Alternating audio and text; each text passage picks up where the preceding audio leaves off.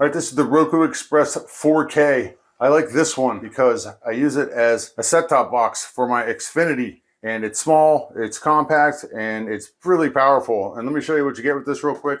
Comes in this box, a charging block. You get the actual Roku device itself, which is really small and compact. I like this thing. It'll sit right up here on top of the TV. You get a little double sticky guy. You can pull this off, maybe stick this on here, and then stick the Roku on there, which we'll do. You get the remote.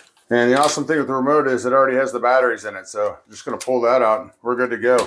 The cool thing about this remote is it's a voice remote and you can program it to turn the TV off and on, which you get an HDMI cable, which I'm going to use. It's kind of a short one. I like that.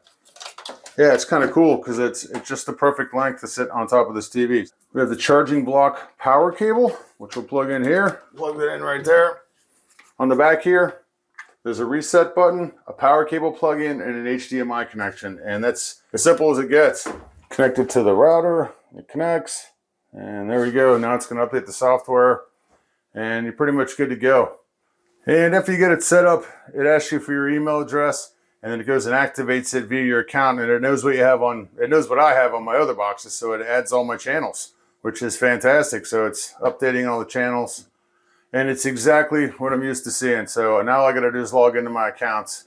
Now, as you're going through the setup, it gives you the option to pair it to the TV. So it's continue. Yes, I have an Element TV. It already knows. Music playing? Yes, it is. Do I still hear the music? No.